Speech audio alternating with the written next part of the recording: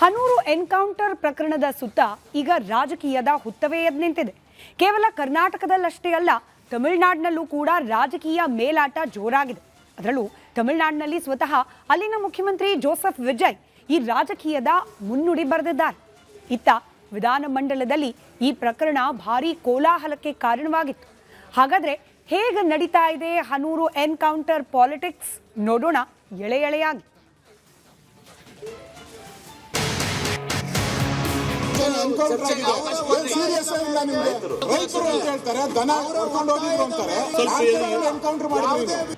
ಇದನ್ನ ನ್ಯಾಯಾಂಗ ತನಿಖೆಗೆ ಒಪ್ಪಿಸಬೇಕು. 1 ಕೋಟಿ ಪರಿಹಾರ ಕೊಡಬೇಕು.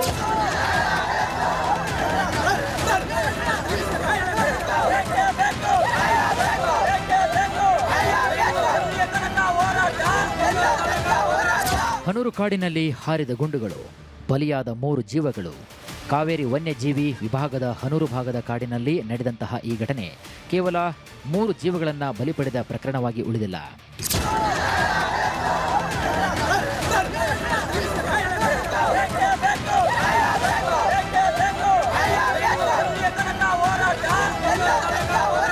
ಹನೂರಿನಲ್ಲಿ ಭುಗಿಲೆದ್ದ ಆಕ್ರೋಶ ಇತ್ತ ಬೆಂಗಳೂರಿಗೆ ಬಂದಿದೆ, ಅತ್ತ ತಮಿಳುನಾಡಿಗೂ ತಲುಪಿದೆ. ಮತ್ತು ಈಗ ಕಾವೇರಿ ನೀರು, ಮೇಕೆದಾಟು ಯೋಜನೆ, ಕರ್ನಾಟಕ ತಮಿಳುನಾಡು ಬಾಂಧವ್ಯ, ಪ್ರಾದೇಶಿಕತೆ, ಮತ ಬ್ಯಾಂಕ್ ಹಾಗೂ ಗಡಿ ರಾಜಕಾರಣದವರೆಗೂ ಕೂಡ ಈ ಪ್ರಕರಣದ ಚರ್ಚೆ ವಿಸ್ತರಿಸ್ತಾ ಇದೆ.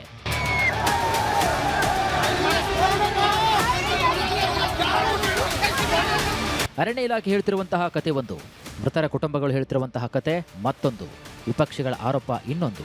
ಇವೆಲ್ಲದರ ನಡುವೆ ತಮಿಳುನಾಡು ಮುಖ್ಯಮಂತ್ರಿ ಸಿ ಜೋಸೆಫ್ ವಿಜಯ್ ನೀಡಿದಂತಹ ಹೇಳಿಕೆ ಪ್ರಕರಣಕ್ಕೊಂದು ಹೊಸ ಆಯಾಮವನ್ನೇ ತಂದುಕೊಟ್ಟಿದೆ. ಹಾಗಾದ್ರೆ ಹನೂರು ಎನ್ಕೌಂಟರ್ನ ನಿಜವಾದ ರಾಜಕೀಯ ಏನು? ಮೃತರ ಸಾವಿಗೆ ನ್ಯಾಯ ಎಂಬ ಹೋರಾಟದ ಹಿಂದೆ ರಾಜಕೀಯ ಇದೆಯಾ? ತಮಿಳರ ಸಾವು ಎಂಬ ಪದಪ್ರಯೋಗ ಯಾಕೆ ಮಹತ್ವ ಪಡೆದುಕೊಂಡಿದೆ? ಹನೂರಿನ 35,000 ತಮಿಳು ಮತಗಳ ಲೆಕ್ಕಾಚಾರ ಇದರಲ್ಲಿದೆಯಾ? ತಮಿಳುನಾಡಿನೊಂದಿಗೆ ಸೌಹಾರ್ದ ಮಾತುಕತೆಗೆ ಈ ಮೂಲಕ ಮತ್ತೊಂದು ಅಡ್ಡಿ ಎದುರಾಯಿತೆ? ಈ ಪ್ರಶ್ನೆಗೂ ಕೂಡ ಉತ್ತರ ಚರ್ಚಿಸೋಣ. ಹನೂರು ಎನ್ಕೌಂಟರ್ನಲ್ಲಿ ನಡೆದಿದ್ದೇನು? ಆಗಸ್ಟ್ 15ರಂದು ಕಾವೇರಿ ವನ್ಯಜೀವಿ ಧಾಮದ ವ್ಯಾಪ್ತಿಯಲ್ಲಿ ಅರಣ್ಯ ಇಲಾಖೆ ಸಿಬ್ಬಂದಿ ಮತ್ತು ಬೇಟೆ ಆರೋಪ ಎದುರಿಸ್ತಾ ಇದ್ದವರ ನಡುವೆ ಗುಂಡಿನ ಚಕಮಕಿ ನಡೆದಿದೆ ಅಂತ ಅಧಿಕಾರಿಗಳು ಹೇಳಿದ್ದಾರೆ. ಈ ಘಟನೆಯಲ್ಲಿ 3 ಮೃತಪಟ್ಟಿದ್ದಾರೆ. ಅರಣ್ಯ ಇಲಾಖೆಯ ಪ್ರಕಾರ ಇದು ಬೇಟೆ ವಿರೋಧಿ ಕಾರ್ಯಾಚರಣೆ ವೇಳೆ ನಡೆದಂತಹ ಗುಂಡಿನ ಚಕಮಕಿ.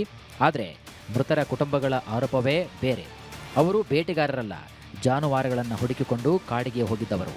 ಇದು ನಕಲಿ ಎನ್ಕೌಂಟರ್ ಅನ್ನೋದು ಕುಟುಂಬಸ್ಥರ ಆರೋಪ. ಪ್ರಕರಣದ ಗಂಭೀರತೆಯನ್ನು ಅರಿತು ಮುಖ್ಯಮಂತ್ರಿಗಳು ಮ್ಯಾಜಿಸ್ಟೀರಿಯಲ್ ತನಿಖೆಗೆ ಆದೇಶಿಸಿದ್ದಾರೆ. ಕಾನೂನು ತನ್ನ ಕೆಲಸವನ್ನು ಮಾಡಬೇಕಿರುವಂತಹ ಹಂತ ಇದು. ಆದರೆ ಈ ಕಾನೂನು ಪ್ರಕ್ರಿಯೆ ಜೊತೆಗೆ ರಾಜಕೀಯ ಕೂಡ ತನ್ನದೇ ಹಾದಿಯಲ್ಲಿ ಸಾಗತೊಡಗುತ್ತಾ ಇದೆ.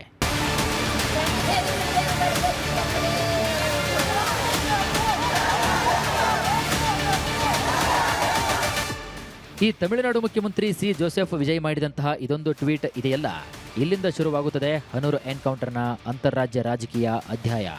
ತಮಿಳುನಾಡು ಮುಖ್ಯಮಂತ್ರಿ ಸಿ ಜೋಸೆಫ್ ವಿಜಯ್ ಈ ಪ್ರಕರಣದ ಬಗ್ಗೆ ಮಾಡಿರುವ ಟ್ವೀಟ್ ಹೀಗಿದೆ ನೋಡಿ. ಕರ್ನಾಟಕದ ಚಾಮರಾಜನಗರ ಜಿಲ್ಲೆಯ ಹನೂರು ತಾಲೂಕಿನ ಗ್ರಾಮಗಳಲ್ಲಿ ವಾಸ ಮಾಡ್ತಿದ್ದ ತಮಿಳರಾದ ಆಂಥೋನಿ ಸ್ವಾಮಿ, ಜಾನ್ ರೋಸ್ ಪೀಟರ್ ಮತ್ತು ಕುಮಾರ್ ಅವರನ್ನ 2026ರ ಆಗಸ್ಟ್ 15ರ ಮುಂಜಾನೆ ಕಾವೇರಿ ವನ್ಯಜೀವಿ ಧಾಮದ ವ್ಯಾಪ್ತಿಯಲ್ಲಿ ಕರ್ನಾಟಕ ಅರಣ್ಯ ಇಲಾಖೆ ಸಿಬ್ಬಂದಿ ಗುಂಡಿಕ್ಕಿ ಕೊಂದಿರುವುದು ಅತ್ಯಂತ ನೋವಿನ ಸಂಗತಿಯಾಗಿದೆ. ಈ ಹತ್ಯಾಕಾಂಡವನ್ನು ನಾನು ತೀವ್ರವಾಗಿ ಖಂಡಿಸ್ತೇನೆ. ಈ ಘಟನೆಗೆ ಸಂಬಂಧಿಸಿದಂತೆ ಕರ್ನಾಟಕ ಅರಣ್ಯ ಇಲಾಖೆ ನೀಡಿರುವಂತಹ ವಿವರಣೆ ಸ್ವೀಕಾರಾರ್ಹವಲ್ಲ. ಈ ಕ್ರೂರ ಘಟನೆಯ ಕುರಿತು ಪಾರದರ್ಶಕ ಹಾಗೂ ನಿಷ್ಪಕ್ಷಪಾತ ತನಿಖೆ ನಡೆಯಬೇಕು. ಉನ್ನತ ಮಟ್ಟದ ತನಿಖಾ ಸಮಿತಿಯನ್ನು ರಚಿಸಿ ತಪ್ಪಿತಸ್ಥರಿಗೆ ಸೂಕ್ತ ಶಿಕ್ಷೆ ವಿಧಿಸಬೇಕು. ಸಂತ್ರಸ್ತ ಕುಟುಂಬಗಳಿಗೆ ಕರ್ನಾಟಕ ಸರ್ಕಾರ ಅಗತ್ಯವಿರುವ ಎಲ್ಲಾ ನೆರವನ್ನು ನೀಡಬೇಕು. ಇಂತಹ ಘಟನೆಗಳು ಮುಂಬರುವಂತಹ ದಿನಗಳಲ್ಲಿ ಮರುಕಳಿಸದಂತೆ ಕರ್ನಾಟಕ ಸರ್ಕಾರ ಸೂಕ್ತ ಕ್ರಮವನ್ನು ಕೈಗೊಳ್ಳಬೇಕು ಅಂತ ಒತ್ತಾಯಿಸುತ್ತೇನೆ. ಈ ಟ್ವೀಟ್ನಲ್ಲಿ ತಮಿಳುನಾಡು ಮುಖ್ಯಮಂತ್ರಿ ಜೋಸೆಫ್ ವಿಜಯ್ ಕರ್ನಾಟಕ ಅರಣ್ಯ ಇಲಾಖೆಯ ವಿವರಣೆ ಸ್ವೀಕಾರಾರ್ಹವಲ್ಲ. 3 ತಮಿಳರ ಸಾವಿಗೆ ಸಂಬಂಧಿಸಿದಂತೆ ಉನ್ನತ ಮಟ್ಟದ ನಿಷ್ಪಕ್ಷಪಾತ ತನಿಖೆಯಾಗಬೇಕು ಅಂತ ಒತ್ತಾಯಿಸಿದ್ದಾರೆ.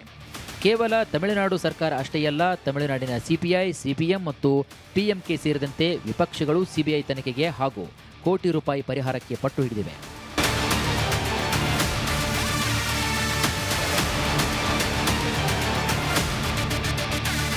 ಹನೂರಿನಲ್ಲಿ ನಡೆದಂತಹ ಎನ್ಕೌಂಟರ್ ಬಗ್ಗೆ ತಮಿಳುನಾಡು ಸಿಎಂ ಟ್ವೀಟ್ ಮೂಲಕ ನೀಡಿದ ಪ್ರತಿಕ್ರಿಯೆಯಲ್ಲಿ ಗಮನಿಸಬೇಕಾದ ಪ್ರಮುಖ ಪದ ತಮಿಳರು.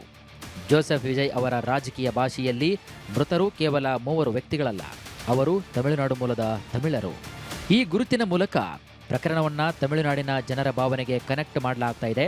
ಯಾಕಂದ್ರೆ ಕರ್ನಾಟಕ ಮತ್ತು ತಮಿಳುನಾಡಿನ ರಾಜಕೀಯದಲ್ಲಿ ಕಾವೇರಿ ಅಂದ್ರೆ ಕೇವಲ ನದಿಯಲ್ಲ, ಅದೊಂದು ಭಾವನೆ. ಹೀಗಾಗಿ ಮೂವರು ಮೃತಪಟ್ಟವರು ಎನ್ನುವುದಕ್ಕಿಂತ ಮೂವರು ತಮಿಳರು ಮೃತಪಟ್ಟರು ಎಂಬ ಭಾಷೆ ಹೆಚ್ಚು ರಾಜಕೀಯ ಪರಿಣಾಮಕಾರಿ ಬೀರುವಂತಹ ಸಾಧ್ಯತೆ ಇದೆ.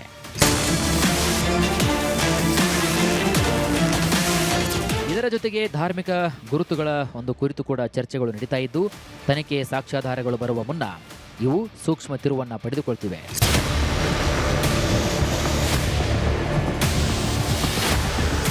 ಇತ ಕರ್ನಾಟಕದ ರಾಜಕೀಯದಲ್ಲೂ ಕೂಡ ಕಿಚ್ಚು ಹೊತ್ತಿಕೊಂಡಿದೆ. ವಿಪಕ್ಷಗಳು ಇದನ್ನ ಸರ್ಕಾರಿ ಕೊಲೆ ಮತ್ತು ನಕಲಿ ಎನ್ಕೌಂಟರ್ ಅಂತ ಸರ್ಕಾರದ ವಿರುದ್ಧ ಅಸ್ತ್ರವಾಗಿ ಬಳಸಿಕೊಳ್ತಿವೆ. ಇದೇ ಪದಗಳನ್ನು ಬಳಸಿ ವಿಧಾನ ಪರಿಷತ್ನಲ್ಲಿ ಮಾತನಾಡಿದ ವಿಪಕ್ಷ ನಾಯಕ ಛಲವಾದಿ ನಾರಾಯಣಸ್ವಾಮಿ, ಕಾಂಗ್ರೆಸ್ನವರು ಮೈನಾರಿಟಿ ಅಂತ ಮಾತನಾಡ್ತಾರೆ, ಅದೇ ಕ್ರಿಶ್ಚಿಯನ್ ಸಮುದಾಯಕ್ಕೆ ಸೇರಿದವರ ಶೂಟೌಟ್ ಮಾಡಲಾಗುತ್ತೆ. ಮೂವರನ್ನ ಎನ್ಕೌಂಟರ್ ಮಾಡಿದ್ದು ಎಷ್ಟು ಸರಿ? ಹಲವು ದಿನಗಳಿಂದ ಅರಣ್ಯ ಅಧಿಕಾರಿಗಳು ಮೃತರ ಮಧ್ಯೆ ಫೈಟ್ ನಡೀತಾ ಇತ್ತು. ಹೀಗಾಗಿ ಶೂಟೌಟ್ ಮಾಡಿದ್ದಾರೆಂದು ಸ್ಥಳೀಯರು ಹೇಳ್ತಿದ್ದಾರೆ ಅಂತ ಹೇಳಿ ಹನೂರು ಎನ್ಕೌಂಟರ್ಗೆ ಛಲವಾದಿ ನಾರಾಯಣಸ್ವಾಮಿ ತೀವ್ರ ಖಂಡನೆಯನ್ನ ವ್ಯಕ್ತಪಡಿಸಿದರು.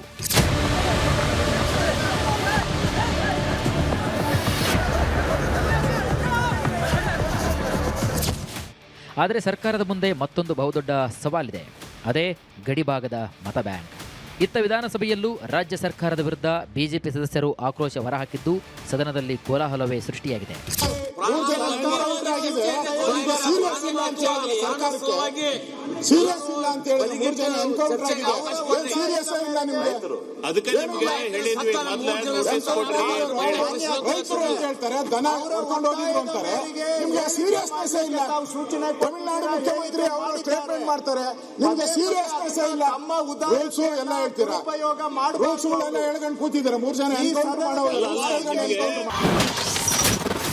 ಅರಣ್ಯ ಸಚಿವರು ರಾಜೀನಾಮೆಗೆ ಬಿಜೆಪಿ ಪಟ್ಟು. ಅರಣ್ಯ ಸಚಿವ ರಾಮಲಿಂಗಾರೆಡ್ಡಿ ರಾಜೀನಾಮೆ ನೀಡಬೇಕು ಅಂತ ವಿಪಕ್ಷ ನಾಯಕ ಆರ್ ಅಶೋಕ್ ಆಗ್ರಹಿಸಿದರು. ಪ್ರಕರಣವನ್ನ ನ್ಯಾಯಾಂಗ ತನಿಖೆಗೆ ನೀಡಬೇಕು, ಜೊತೆಗೆ ಮೃತರ ಕುಟುಂಬಕ್ಕೆ 1 ಕೋಟಿ ಪರಿಹಾರ ಕೊಡಬೇಕು ಅಂತ ಒತ್ತಾಯಿಸಿದರು. ಅಧ್ಯಕ್ಷ, ಇದನ್ನ ನ್ಯಾಯಾಂಗ ತನಿಖೆಗೆ ಒಪ್ಪಿಸಬೇಕು. 1 ಕೋಟಿ ಪರಿಹಾರ ಕೊಡಬೇಕು, ನ್ಯಾಯಾಂಗ ತನಿಖೆ ಕೊಡಬೇಕು. ಇದನ್ನ ನಾವು ಡಿಮ್ಯಾಂಡ್ ಮಾಡ್ತಾ ಇದ್ದೀರಿ. ಮತ್ತೆ ನೈತಿಕ ಹೊಣೆ ಹೊರಬೇಕು. ನಮ್ಮ ರಾಮಲಿಂಗಾರೆಡ್ಡಿ ಅವರು ಹೊಸದಾಗಿ ಬಂದಿದ್ದಾರೆ, ನೈತಿಕ ಹೊಣೆ ಹೊತ್ತು ರಾಜೀನಾಮೆ ಕೊಡಬೇಕು ಅಂತೇಳಿ ಆಗ್ರಹವನ್ನ ಮಾಡ್ತಾ ಇದ್ದೀನಿ ಅಧ್ಯಕ್ಷ. ಇನ್ನು ಅರಣ್ಯ ಸಚಿವ ರಾಮಲಿಂಗಾರೆಡ್ಡಿ ಉತ್ತರವನ್ನು ನೀಡಿ ಬೇಟೆಗಾರರು ಹುಲ್ಲು ಪೊದೆ ಮಧ್ಯೆ ಅವಿತಿದ್ರು. ಆತ್ಮರಕ್ಷಣೆಗೆ ಅರಣ್ಯ ಸಿಬ್ಬಂದಿ ಶೂಟೌಟ್ ಮಾಡಿದ್ದಾರೆ. ಉದ್ದೇಶಪೂರ್ವಕವಾಗಿ ಬೇಟೆಗಾರರ ಮೇಲೆ ದಾಳಿ ಮಾಡಿಲ್ಲ. ಇದರ ಹಿಂದೆ ಯಾವುದೇ ವೈಯಕ್ತಿಕ ದ್ವೇಷ, ಸ್ವಹಿತಾಸಕ್ತಿ ಇಲ್ಲ ಅಂತ ಹೇಳಿದ್ದಾರೆ. ಪ್ರಕರಣದ ಬಗ್ಗೆ ಈಗ ಮ್ಯಾಜಿಸ್ಟ್ರೇಟ್ ತನಿಖೆ ನಡೀತಾ ಇದೆ. ದಟ್ಟ ಅರಣ್ಯ, ಕತ್ತಲು ಇದ್ದ ಕಾರಣ ಸರಿಯಾಗಿ ಕಂಡಿಲ್ಲ. ಕೆಲವರು ಕಾಲಿಗೆ ಶೂಟೌಟ್ ಮಾಡಬೇಕಿತ್ತು ಅಂತ ಆರೋಪ ಮಾಡ್ತಿದ್ದಾರೆ, ಆದರೆ ಅಲ್ಲಿ ಬೆಳಕಿರಲಿಲ್ಲ. ಹೀಗಾಗಿ ಈ ದುರ್ಘಟನೆ ಸಂಭವಿಸಿದೆ ಅಂತ ಉತ್ತರ ನೀಡಿದ್ದಾರೆ. ಇದೇ ವೇಳೆ ತನಿಖಾ ವರದಿಯಲ್ಲಿ ಲೋಪ ಸಾಬೀತಾದರೆ ಸಿಬ್ಬಂದಿ ಮೇಲೆ ಸೂಕ್ತ ಕ್ರಮ ಕೈಗೊಳ್ಳುವ ಭರವಸೆಯನ್ನು ಕೂಡ ಸಚಿವರು ನೀಡಿದ್ದಾರೆ. ಇದು ನಮ್ಮ ಬಾರ್ಡರಿಂದ, ಹಳ್ಳಿಗಳ ಬಾರ್ಡರಿಂದ ಸುಮಾರು 8 ಕಿಲೋಮೀಟರ್, 5 ರಿಂದ 8 ಕಿಲೋಮೀಟರ್ ಆಗುತ್ತೆ. ಆಮೇಲೆ ಸದರಿ ಕರಡಿ ಕಲ್ಲು ಒಡ್ಡು ಅರಣ್ಯ ಪ್ರದೇಶದಲ್ಲಿ ಕಲ್ಲು ಬಂಡೆಗಳು ಮತ್ತು ಪೊದೆಗಳ ಮರೆಯಲ್ಲಿ ಅವಿತಿದ್ದ ಬೇಟೆಗಾರರು ಅರಣ್ಯ ಸಿಬ್ಬಂದಿಯನ್ನು ನೋಡಿ ಆಕ್ರಮ ನಾಡು ಬಂದೂಕಿನಿಂದ ಗುಂಡಿನ ದಾಳಿ ನಡೆಸಲು ಮುಂದಾಗಿದ್ದು, ಗುಂಡಿನ ಕಿಡಿಯು ಬೆಳಕು ಸಿಬ್ಬಂದಿಗೆ ಗೋಚರವಾಗಿರುತ್ತದೆ. ನಂತರ ಇಲಾಖೆ ಸಿಬ್ಬಂದಿಗಳು ಸದರಿ ಬೇಟೆಗಾರರಿಗೆ ಶರಣಾಗುವಂತೆ ಮನವೊಲಿಸಲು ಪ್ರಯತ್ನಿಸಿದಾಗಿಯೂ ಸಹ ದಾಳಿ ಮಾಡಲು ಮುಂದಾಗದ ಹಿನ್ನೆಲೆಯಲ್ಲಿ ಇಲಾಖಾ ಆದರೆ ಇದಕ್ಕೆ ಪ್ರತ್ಯುತ್ತರವಾಗಿ ಪುಂಖಾನುಪುಂಖವಾಗಿ ಪ್ರಶ್ನೆಗಳ ಸರಣಿ ಎಸೆದಿರುವಂತಹ ಛಲವಾದಿ ನಾರಾಯಣಸ್ವಾಮಿ, ಅರಣ್ಯಾಧಿಕಾರಿಗಳು ಗುಂಡು ಹಾರಿಸಿದಾಗ ಎಷ್ಟು ಅಂತರ ಇತ್ತು, ಎದೆಯ ಭಾಗ, ಕತ್ತಿನ ಭಾಗಕ್ಕೆ ಗುಂಡು ಬಿದ್ದಿದೆ, 3 ಬ್ಯಾಗ್ನಲ್ಲಿ ಮಾಂಸ ಸಿಕ್ಕಿದೆ ಅಂತಾರೆ. ಅವರೇ ಮಾಡಿರಬಹುದು ಅಂತಾರೆ. 3 ಬ್ಯಾಗ್ ಮಾಂಸ ಸಿಕ್ತು ಅಂತ ಗುಂಡು ಹಾರಿಸಿದ್ದಾರೆ ಎಂಬ ಆರೋಪವಿದೆ. ಅರಣ್ಯಾಧಿಕಾರಿಗಳು ಎದೆಗೆ, ಕತ್ತಿಗೆ ಗುಂಡು ಹೊಡೆದು ಸಾಯಿಸುವ ಬದಲು ಅರೆಸ್ಟ್ ಮಾಡಬೇಕಾಗಿತ್ತು ಅಂತ ವಿಪಕ್ಷ ನಾಯಕ ಛಲವಾದಿ ನಾರಾಯಣಸ್ವಾಮಿ ಪ್ರಶ್ನೆ ಮಾಡಿದ್ದಾರೆ.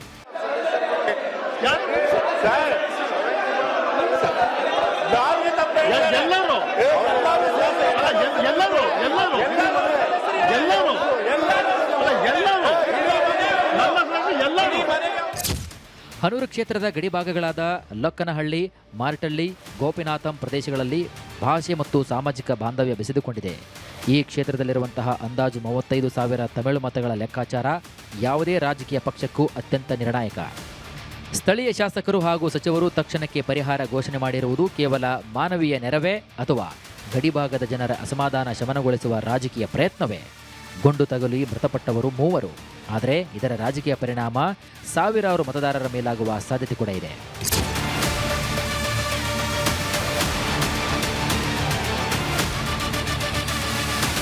ಕರ್ನಾಟಕದ ಮುಖ್ಯಮಂತ್ರಿ ಡಿ.ಕೆ. ಶಿವಕುಮಾರ್ ಮೇಕೆದಾಟು ಯೋಜನೆ ಕುರಿತು ತಮಿಳುನಾಡಿನ ಜೊತೆ ಮಾತುಕತೆಗೆ ಮುಂದಾದರೆ ಆಗ ತಮಿಳುನಾಡು ಸಿಎಂ ಜೋಸೆಫ್ ವಿಜಯ್ ಸರ್ಕಾರ ಮೊದಲು ಹನೂರ್ ಎನ್ಕೌಂಟರ್ಗೆ ನ್ಯಾಯ ಸಿಗಲಿ ಎಂಬ ರಾಜಕೀಯ ದಾಳವನ್ನು ಉರುಳಿಸಿದರೆ ಆಗ ಒಂದು ಕಾನೂನು ಸುವ್ಯವಸ್ಥೆಯ ಪ್ರಕರಣ ಕಾವೇರಿ ನೀರಿನ ರಾಜಕೀಯಕ್ಕೆ ಪ್ರವೇಶಿಸಿದಂತಾಗುತ್ತದೆ. ತಮಿಳುನಾಡಿನ ನಾಯಕರಿಗೆ ತಮ್ಮ ರಾಜಕೀಯ ಅಸ್ತಿತ್ವಕ್ಕಾಗಿ ತಮಿಳು ಗುರುತಿನ ರಾಜಕೀಯ ಮಾಡುವುದು ಅನಿವಾರ್ಯ. ಆದರೆ ಕರ್ನಾಟಕಕ್ಕೆ ಇದು 2 ಸವಾಲುಗಳನ್ನು ತಂದೊಡ್ಡುತ್ತದೆ. ಒಂದೆಡೆ ನೀರಿನ ಹಕ್ಕು, ಮತ್ತೊಂದು ಕಡೆಗೆ ಗಡಿಭಾಗದ ತಮಿಳರ ಸುರಕ್ಷತೆಯ ಪ್ರಶ್ನೆ. ಸರ್ಕಾರದ ಮುಂದಿರುವ ದಾರಿ ಏನು? ಸದ್ಯ ಸರ್ಕಾರದ ಮುಂದಿರುವ ದಾರಿ ಮೊದಲನೆಯದು ಮೃತರ ಕುಟುಂಬಕ್ಕೆ ಪಾರದರ್ಶಕ ತನಿಖೆಯ ಮೂಲಕ ನ್ಯಾಯವನ್ನು ಒದಗಿಸುವುದು. ಎರಡನೆಯದು ಕಾಡಿನಲ್ಲಿ ಜೀವ ಪಣಕ್ಕಿಟ್ಟು ಕೆಲಸ ಮಾಡುವ ಅರಣ್ಯ ಸಿಬ್ಬಂದಿಯ ವಿಶ್ವಾಸಾರ್ಹತೆ ಕಾಯ್ದುಕೊಳ್ಳುವುದು. ಮತ್ತು ಮೂರನೆಯದು ಇದನ್ನು ರಾಜ್ಯಗಳ ನಡುವಿನ ಪ್ರಾದೇಶಿಕ ಸಂಘರ್ಷವಾಗಲು ಬಿಡದಿರುವುದು. ಅಂತಿಮವಾಗಿ ಬ್ಯಾಲಿಸ್ಟಿಕ್ ರಿಪೋರ್ಟ್, ಪೋಸ್ಟ್ ಮಾರ್ಟಮ್ ಮತ್ತು ಫೊರೆನ್ಸಿಕ್ ಸಾಕ್ಷಿಗಳಷ್ಟೇ ಇಲ್ಲಿ ಸತ್ಯವನ್ನು ಹೊರಹಾಕಬೇಕು.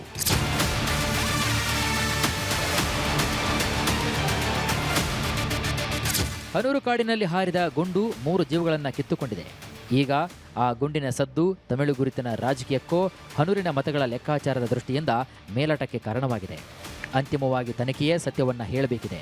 ಆದರೆ ಇದೆಲ್ಲದರ ಮಧ್ಯೆ ತೆರೆಮರೆಯಲ್ಲಿ ನಡೀತಿರುವಂತಹ ರಾಜಕಾರಣಿಗಳ ರಾಜಕೀಯ ಲೆಕ್ಕಾಚಾರ, ಅದಕ್ಕೆ ಕೊನೆಯೂ ಮೊದಲು ಇಲ್ಲ.